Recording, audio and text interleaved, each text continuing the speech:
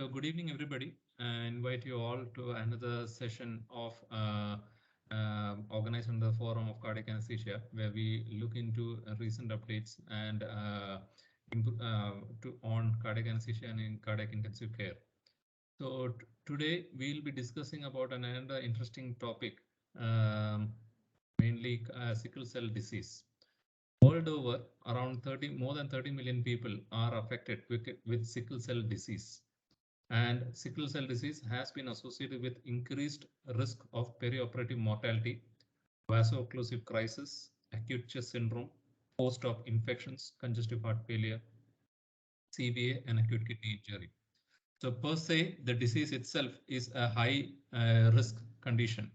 So consider a situation where you are faced with a patient with sickle cell disease coming in for cardiac surgery. That is truly a nightmare for any anesthetist or intensivist who's going to care for such a patient. So today we're going to have a report or a presentation on severe hypoxia and compartment syndrome in a patient with sickle cell disease who comes in for an aortic valve replacement. So with that, I invite Dr. Tess is doing that today.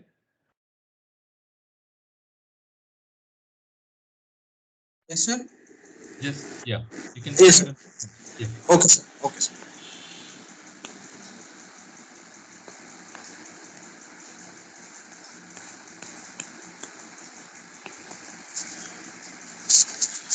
Good evening. Today I'll be talking about a JCV article by Moll et al.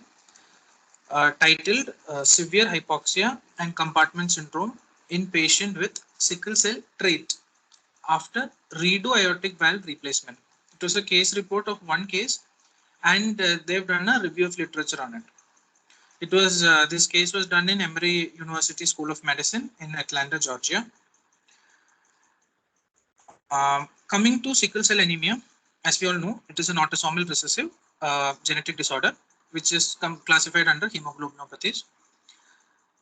It is characterized by presence of hemoglobin S or sickled hemoglobin. Basically, it can either be from a homozygous condition where the patient will have the disease, or it can also be from a compound heterozygosity, meaning along with sickled one allele of sickled beta globulin mutation with another beta globulin mutation. So primarily we have heterozygous who are carriers, meaning since it's an autosomal recessive, if one gene or the one allele is functional, he would not be symptomatic. Symptomatic patients are the ones who are homozygous for sickle cell. They are called sickle cell disease.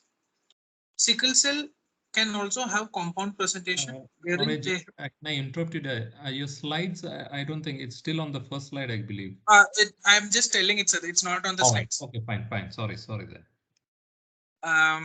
So compound conditions where there is heterozygous, where there is one allele which is sickle cell disease, with the other one having something like beta thalassemia or HBC disease.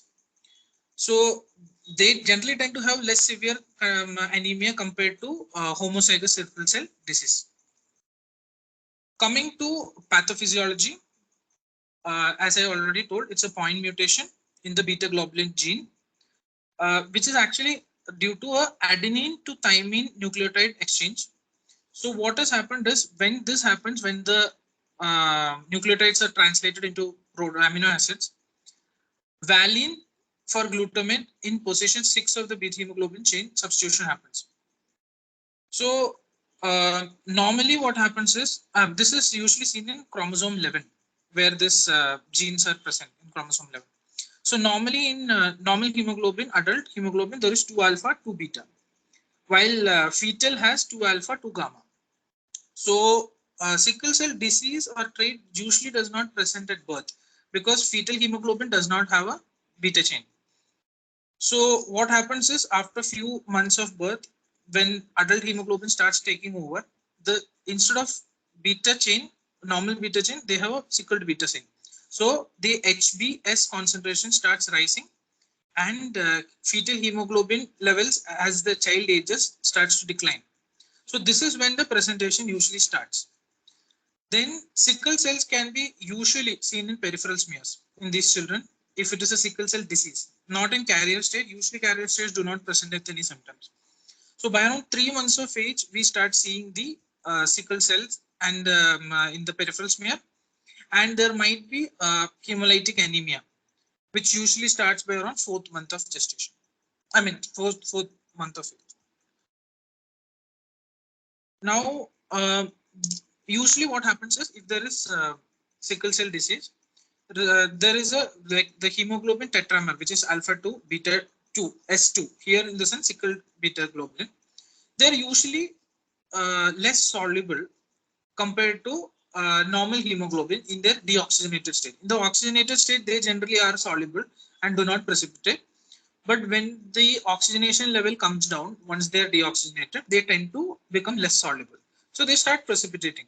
And the problem with this is once they start precipitating, they tend to form polymers as in long chains. So each individual units of this insoluble hemoglobin tend to line up and form a rope-like fiber, which aligns and causes this classical sickling or a crescent shape for the RBCs. So what are the trigger factors that are responsible for this? Primarily, we have hypoxia, acidosis, increased concentration of 2,3-DPG.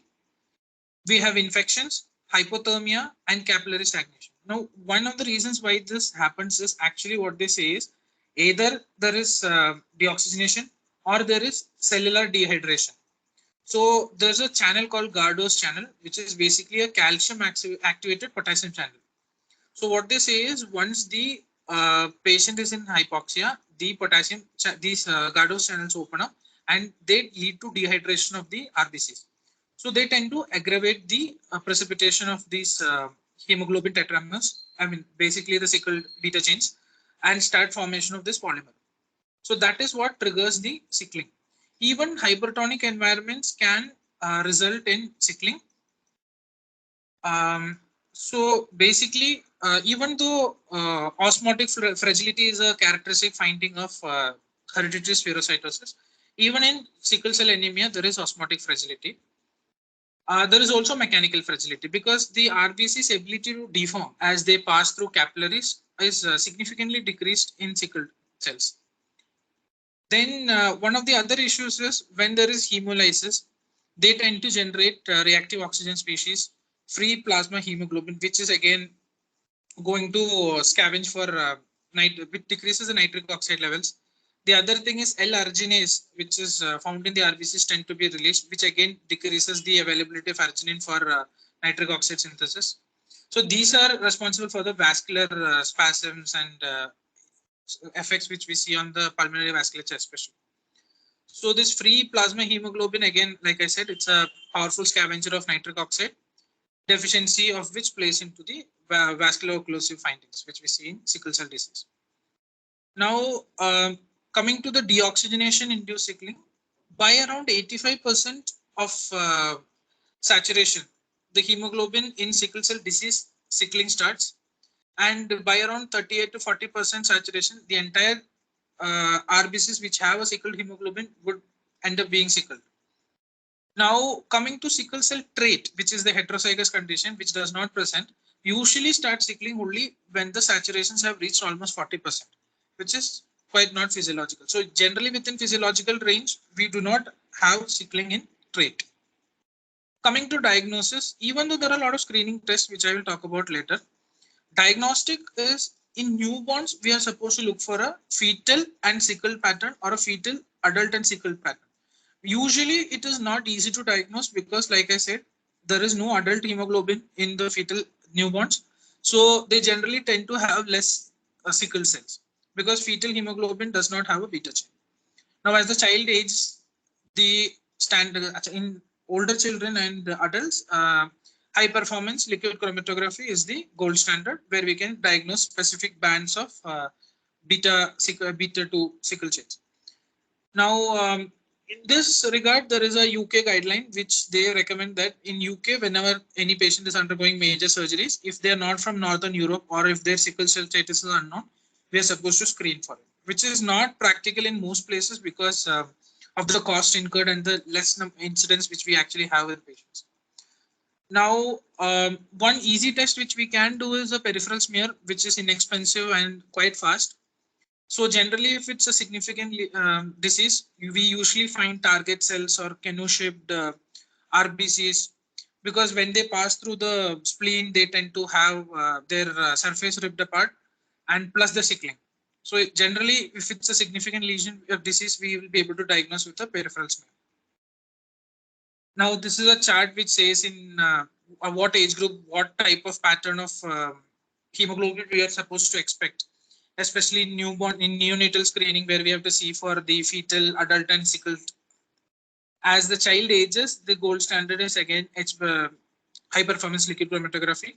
So where we can specifically look for HbA1 and 2 and the fetal hemoglobin concentration. Even HbC we can search, so we can find out whether it is a compound disease or it's a single sickle cell carrier or a trait. I mean sickle cell disease. Coming to sickle cell trait, basically, like I said, it's a benign condition. Sorry to interrupt again, but I think your slides are trailing behind your presentation. So So that's because the text, most of the things I'm saying is extempore, so it's not in the text. I see. All right. Okay. Sickle cell trait, benign condition where again usually does not present with any disease. It's mostly commonly found in tribal populations in India. So in this map we can see mostly it is in that Madhya Pradesh, Odisha, and Maharashtra belt. And coming to the south, it's predominantly in along the Nilgiris and the northern part of Kerala and southern part of Karnataka. So when these are mostly in tribal populations, so we might not see much of incidence in cardiac surgery and higher setups because they generally don't end up in hospitals because of their remoteness and decreased access. So once they have better access to healthcare, we might be seeing a higher incidence, which might go underreported because we are not looking for it. So whenever a patient comes from these regions or has a history of this, we should keep in mind that there could be a sickle cell carrier or a disease state. Especially carriers can be missed out in these conditions. Now coming to clinical features, we have hematuria, chronic kidney disease, basically because of multiple infarcts which go unnoticed at the microvascular level. Splenic infarct is quite common, and they say asplenia or autosplenectomy is also common. So basically, it starts in disease, not in carrier state. In sickle cell disease, it starts off at around 4 months of age, and usually by 12 years of age, you have functional splenectomy. So basically, it's asplenia. So one issue with this is that we have to keep in mind that we need to have patient vaccinated. If we know that there is a sickle cell disease, we need to have them vaccinated against capsulated organisms. They are prone for multiple infections, especially Haemophilus influenzae, strep pneumonia. They can also land up in splenic sequestration crisis. In case their spleen is still functional, they can have what is called a splenic sequestration crisis. So there will be a sudden drop in hemoglobin more than 2 grams per deciliter. They present with hypovolemic shock. So in case something, and a tender large spleen. So in those conditions, we are supposed to plan a splenectomy, which tends to decrease the incidence of this crisis. So this is usually found only in patients who did not have a autosplenectomy or asplenia by the age of 12. So they generally present later on if their spleen is still functional. Then there can be rhabdomyolysis because of especially precipitated by strenuous physical activity. So they tend to present after like sudden onset of muscle pain, renal failure.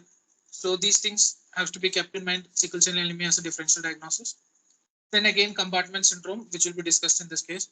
TIAs in strokes are quite common.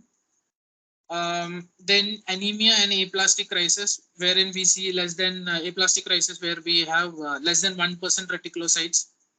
Now, one thing to keep in mind is this aplastic crisis is generally a result of treatment for sickle cell anemia using hydroxyurea, because hydroxyurea per se is a myelosuppressant, so they can end up with a aplastic crisis. Now, one thing to keep in mind is because of this anemia, if these patients are also diabetics, their HbA1c might be not accurate because the RBC lifespan is reduced significantly because of the hemolytic anemia. So HbA1c in these patients are not reliable. The other one is vaso-occlusive disorders, especially because of this decreased RBC deformability and increased adhesion, especially because of there will be a monocytosis and plasma von Willebrand factor also goes up.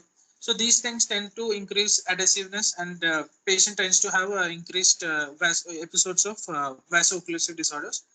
Retinopathy is quite a common finding, especially in patients with compound sickle cell disease.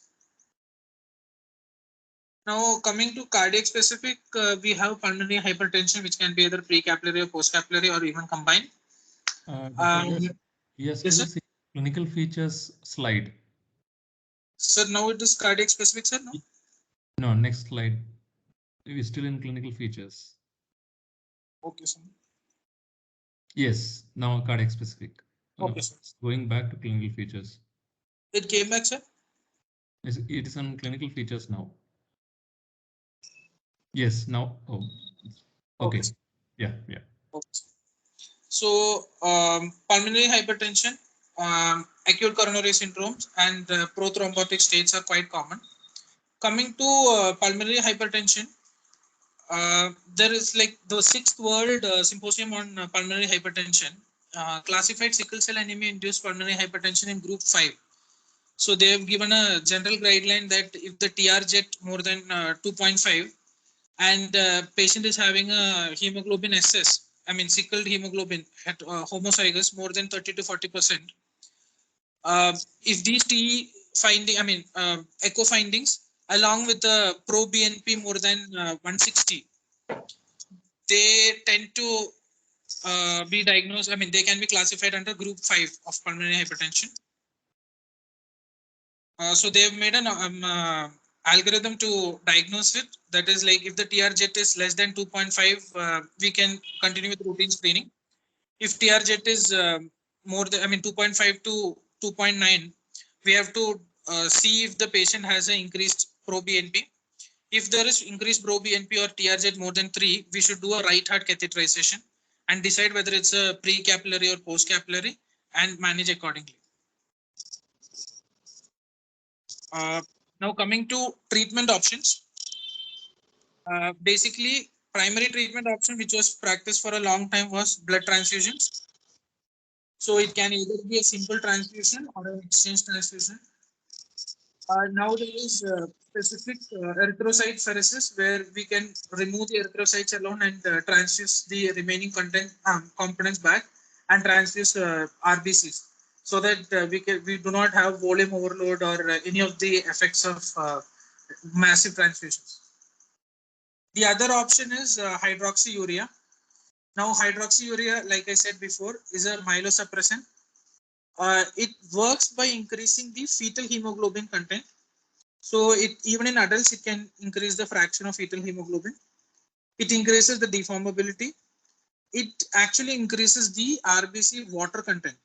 So like I said before that Gardos channel, so where there is hypoxia-induced calcium activated potassium channel opening. So it reduces the activity so that the water content in the RBCs increase.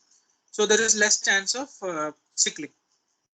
Now there is another drug that is voxelotor, that is basically it prevents hemoglobin polymerization in sickled hemoglobin polymerization. So again, it increases. Also, it also has an additional action that is it increases oxygen affinity of hemoglobin. So there is less chance of it being deoxygenated. Then it also increases RBC half-life. So this is a new drug which has come out, which they say that even on pump, it can prevent sickling. Now, even calcium channel blockers, because like I said before, calcium activated potassium channels were responsible for this. So some calcium channel blockers like nifedipine have been found to be beneficial to prevent sickling. The other one is hematopoietic stem cell transplant. That is a definitive therapy, which is quite expensive, where you have to give hematopoietics from a normal patient. Now coming to the article per se, in this article they are discussing about a 37-year-old African American male with a history of laboratory confirmed sickle cell carrier state. So this patient had a workup because the patient had a history of septicemia around 8 years back, when he was incidentally found to have sickle cell carrier state. It was not a sickle cell disease. Now they did HPLC and found out fractions of each hemoglobin. So they found sickled hemoglobin to be around 40%. Now remaining was normal adult hemoglobin around 56%. Minor type of adult hemoglobin around 3.7%, and the sickle cell screening test was positive. Now this patient prior to this presentation had a uneventful AVR. Even though the patient was, they already knew the patient had sickle cell carrier state, they had done an AVR, aortic valve replacement, prior to this. So at that time, since they knew there was a sickle cell carrier state, they had taken a little bit of preventive measures. One is they did not, the cooling was limited to around 34 degrees Celsius. Once the CPB was initiated, they had done a exchange transfusion, and around 4 to 5 units of blood was transfused. Then the surgery, since it was a first time surgery, they took around a CPB time of around 142 and a cross clamp time of around 109 minutes. Now after this case, for the first surgery, the patient had a history of septic arthritis of the hip with a methicillin susceptible Staph aureus. After this, patient had a subsequent endocarditis. Now the valve got infected and patient required a AVR and an MV replacement. So this was also planned. Now what happened is there is already history of one AVR done. Now they want to do a redo. So the patient underwent a mechanical valve replacement uneventfully, but then they did not exchange transfuse this patient in the second time. How they managed it intra-op is, first they had, what are the findings is, one is they had taken a left radial line, which stopped functioning after some time in the operating room itself. But then they removed it upon the patient, once the patient came to the ICU. Now the CPP was done again guided with the femoral line. Here the CPP cross clamp, CPP time and cross clamp times were quite long because it was a redo surgery and they had a lot of adhesions to go through. So around 263 minutes of pump time and around 155 minutes of cross clamp time was recorded. Again, they required, since longer duration, they decided to go cool the body to a lower than 34 degrees. So around 175 minutes were recorded to be below 34 degrees, but they have not told at what temperature they had gone. The other thing is the patient in course of surgery due to bleeds and requirement of dilution, because of dilution, they had given around 3 units of Paxil and 2 units of FFP, 2 units of platelets, and 10 units of cryo, and 5 units of cell salvage blood, which they had recirculated.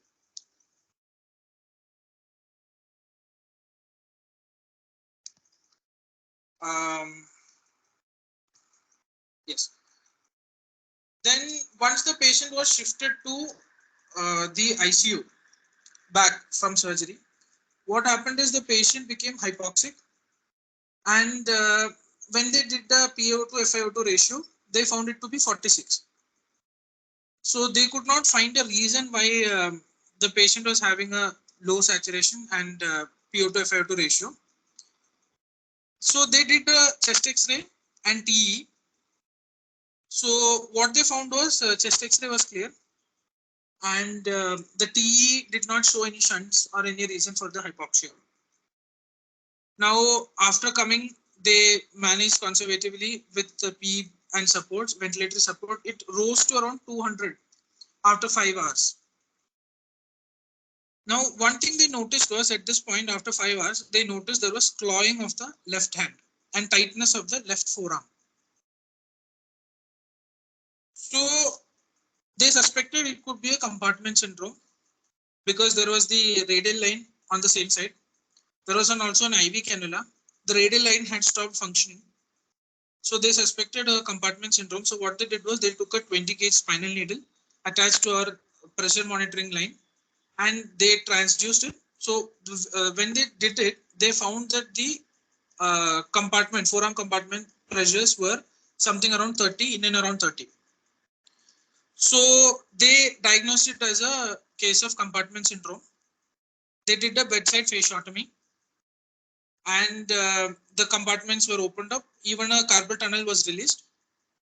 After this was done, the patient's condition drastically improved. So even there was an exchange transfusion done because they realized it could be because of sickle cell crisis. So they went on with the exchange transfusion. Just after fasciotomy and exchange transfusion, patient drastically improved and was fit. So hemodynamically stable after that.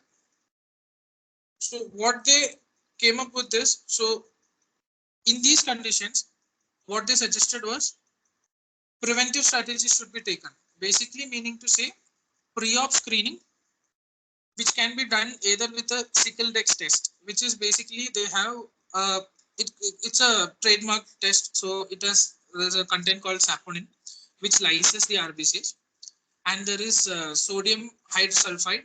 So that reduces the hemoglobin, and it has a phosphate buffer in it.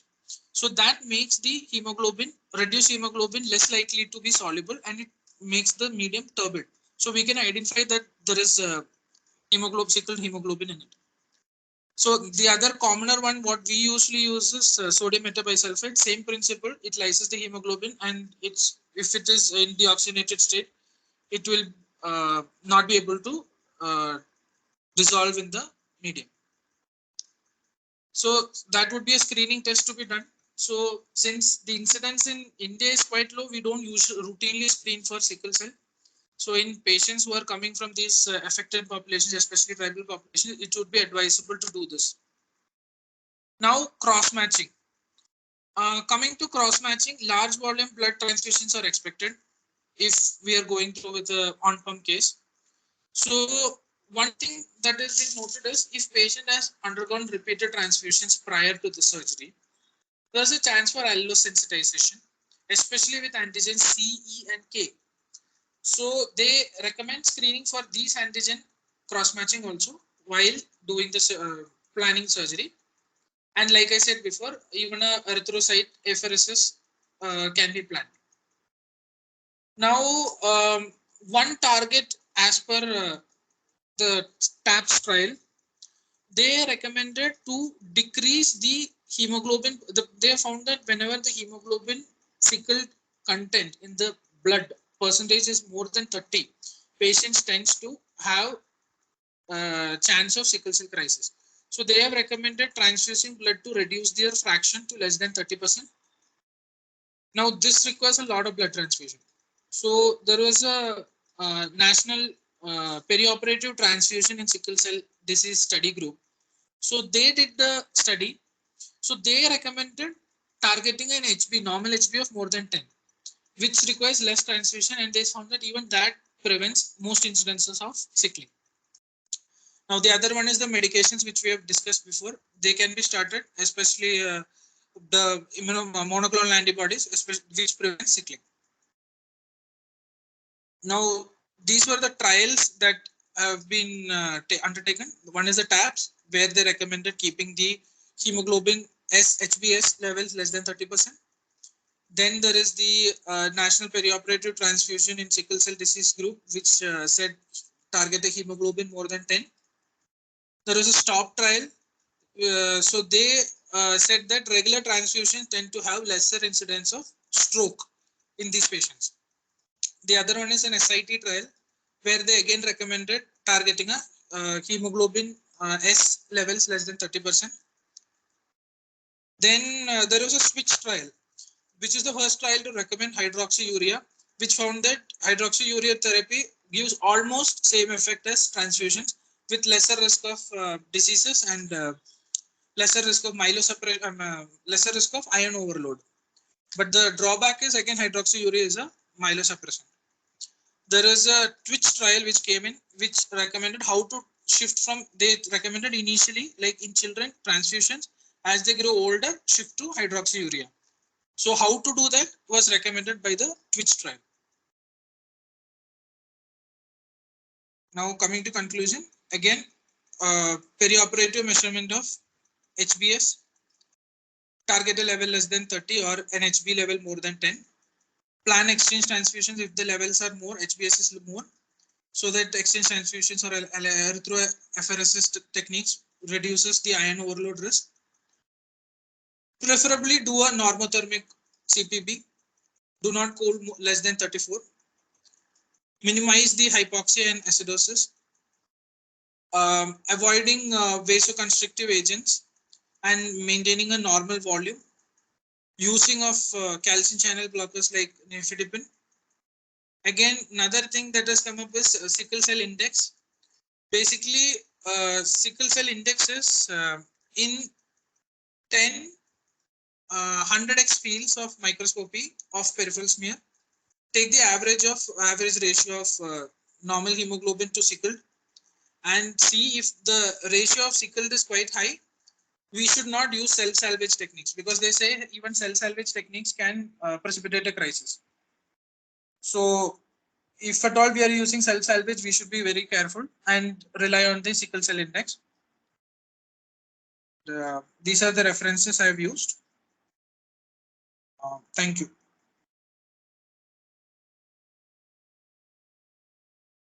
Thank you, Dr. Jess.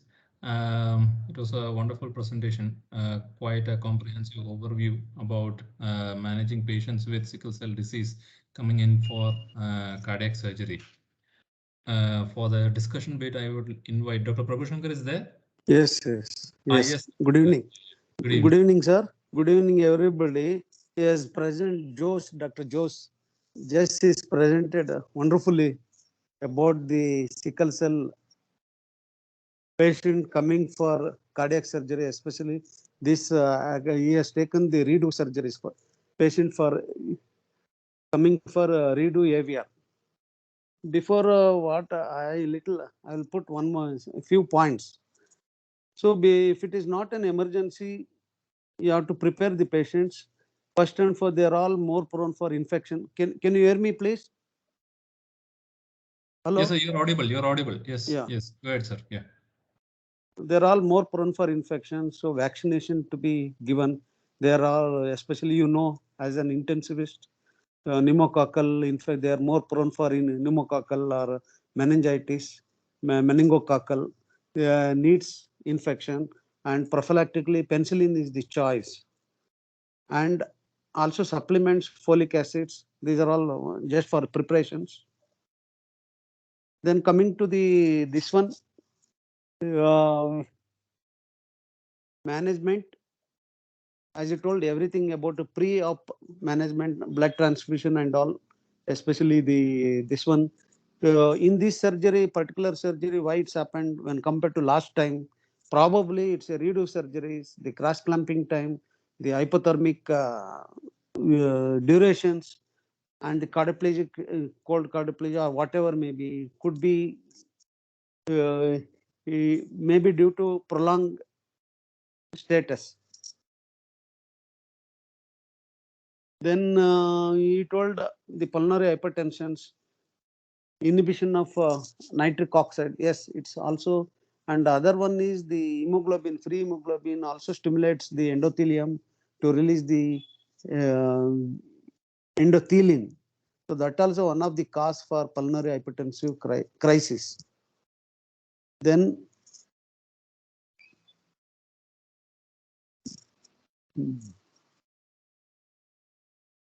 so as long as much he also well said that there should not be this one hypertension should not be, there should not be any hypertension. You should try to maintain the high cardiac output condition. This one you have to instruct the perfusionist to maintain high flow and high pressure, so that it prevents not only that even the viscosity of the blood also causes sickling resistance. You should prevent the sickling. You should prevent the viscosity apart from the stasis or other what is said, then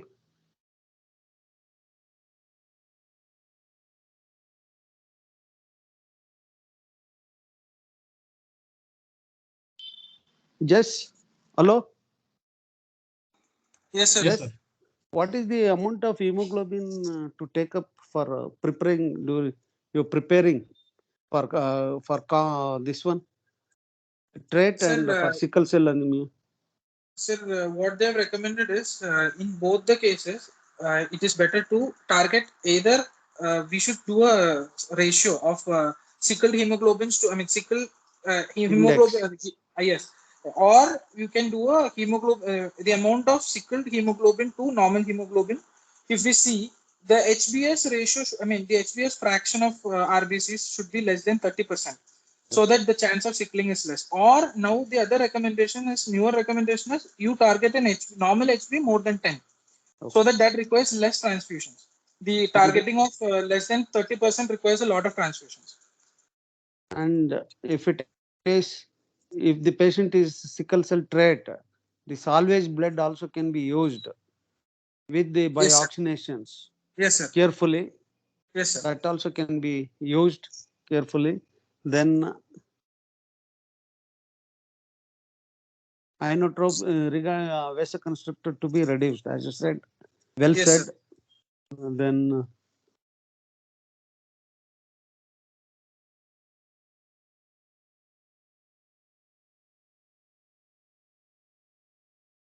most of the patients presents with acute chest syndrome. What is Yes, the cause? Cause you might think that it's a myocardial infarction. Yes. Yes, sir. Yes, sir. It's because of necrosis of the uh, rib bones. So, Okay, sir. and this one pleurisy, and though everything will be fine, but the presence and micro, though you told this one micro embolism of the pulmonary is the cause for this one myocardial Yes. ventilation perfusion Yes, sir. mismatch. Yes, sir. Apart from that, they are also present with they are in the hypercoagulation state, like Yes, sir. the DDD dimer level, D dimer Yes, sir. level, and prothrombin to thrombin concentrates, everything will Yes. be increased. Yes, sir. So, with any other questions you can. Yes, thank you, sir. Thank you for summarizing the main points about what Dr. Jess had presented in his presentation today. There is an interesting question that has come up in the chat box. Can hemoglobin S be seen or detected when we are doing ABGs, just like methemoglobin? No, sir, because it's not a reduced state of hemoglobin. It is a normal hemoglobin which is having a mutation in it. So methemoglobin is like, I mean, we don't usually detect it on ABG, sir. All right, right. That's right. So, but on the similar note, I would just like to add a comment that when you're measuring saturation, pulse oximeter saturation in patients with sickle cell disease, that would show a lower reading in patients with sickle cell disease compared to a normal reading. So, whenever you see a lower saturation in a patient with sickle cell disease, that does not actually mean that the oxygen content of the blood is low. You have to always cross-check it with an ABG value, because there is a infrared absorption of the hemoglobin A and hemoglobin S is different. So when Not you're only. using, sorry, sir? Yes, what you said is absolutely correct. What Yeah. he says is you have to monitor different sites with the different uh, oxygen saturation monitoring in the Yes. ear lobes, one in ear lobes, one in the Not fingers, and only also that gives. different sites only, sir, but also the value that is shown on the Yes, monitor yes. only show value that is of the hemoglobin A. So depending on how much of hemoglobin S is present in the patient, the value that is detected by this pulse oximeter will also vary. So if Yes, the patient has more hemoglobin S, the value will consequently will be much lower. So just because you see a lower saturation on the pulse oximeter does not mean you always have to cross check it with an ABG to find the actual oxygen content of the blood. And Sir, and now with that, even though usual SPO2 probes we use 2 wavelengths, no sir. So now detectors with multiple wavelengths tend to show a more accurate value. They can show that it is not because of it is a presence of another hemoglobin variety that correct, the correct. Yes, saturation yes, is lower. yes. So if we use a multi-channel, multi-wavelength SPO2 probes, usually we can find, we won't be able to define that it is an HBS, but we'll be able to tell that it is a form of hemoglobinopathy which is causing this. Or abnormal hemoglobin is present in the blood. Yes, sir. Yes, sir. Yes, Yes, yes. And is also well said about the HbA glycosylated hemoglobin with respect to the diabetic in these patients, because it won't reflects the duration of the diabetic chronological duration, because the lifespan of the RBC is very less. He has pointed out well. Yes. Yes, Yes, that's sir. a very important practical point that which Dr. Jess had pointed out. Pointed out. Yes, yes, yes, true. Diabetic patients. What happens, diabetic patients? Sickle cell. Yes, can Sir, you hear me? Sir, the normal hemoglobin, as it spends its time in the medium with sugar in it, it has a sugar moiety which gets attached to the hemoglobin chain. So that is the glycosylation part. But since the RBC half-life is quite less, that RBC gets lysed and that hemoglobin would be reabsorbed. So when we check the HbA1c levels, what happens is we are seeing only fresh RBCs which have not spent so much time in the sugar-containing medium or blood, basically. So Normally, up to what duration the you can assess the status of the diabetic?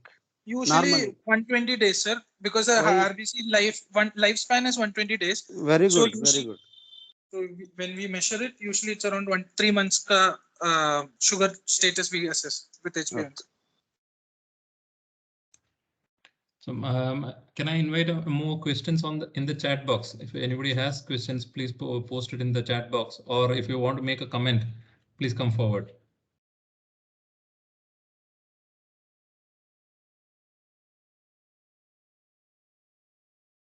But Dr. Jess has very nicely and beautifully presented the topic, very comprehensively covered both pathophysiology as well as the clinical management of a patient with sickle cell disease. That's a wonderful presentation.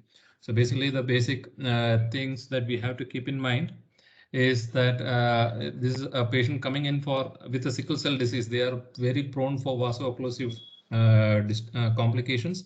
It can affect any organ system in the body. And so we have to be extra careful for these patients and avoid hypothermia, hypoxia, acidosis, and a low flow state. So routine precautions have to be taken, but extra special considerations have to be also kept in mind for us to have a successful outcome in a patient who comes in for heart surgery with a sickle cell disease. As Dr. Jess had mentioned, in severe patients, you have to undergo, you will have to undertake exchange transfusion to reduce the concentration of hemoglobin S to less than 30%, and also maintain the temperature during the procedure. Anesthesia manner, you have to be very vigilant and during the procedure to avoid hypothermia, hypoxia, or acidosis for the patient. Yeah. And also reduce the sympathetic. Yes. Attenuate the sympathetic. Yes. Pre-medication. Avoid pain and good analgesia as well. Pre-oxygenation is very important. Yes. Yes. Sir, one thing I wanted to add was I forgot. That is, in case of any reason, whether we have a compartment syndrome, if you suspect it, one of the methods is to put a spinal needle and transduce it, or put an epidural catheter in place for continuous monitoring. If we suspect, not just sickle cell anemia, any case where we suspect a compartment syndrome, if we don't want to do immediate fasciotomy, if you don't think if it's borderline or if we're still in doubt, put a epidural catheter in and transduce the pressure waveform. So we can decide objectively to whether okay, to up to what do level? What level you? Sir, normally it's around 10 to 20, but above 20 we should start suspecting. Above 30 is definitely indication for fasciotomy, sir. It won't get the pressure monitoring at all because it's a highly solid, like it will usually blocks or anything. But Yes, if anything, see, if you won't feel the pulse, the temperature is differs, and this one it's better to tackle early rather than at least minimal puncturing and all, rather than allowing till the injuries occur, rhabdomyolysis, as you said, Yes, sir. rhabdomyolysis and all. So but basically what Dr. just had pointed out, that's a very good in the initial stages when you have a doubt. Definitely that monitoring the pressure within the compartment is a good modality that we can keep in mind. And definitely in extreme cases, it is beyond any doubt. You don't have any, you don't need any monitor or pressure. Then you just have to do the physiotomy. Usually in the mild to moderate cases, when you are in doubt whether the pressure has gone up, definitely this technique which you had mentioned can come in handy. That's a wonderful practical tip that other residents can also put into practice.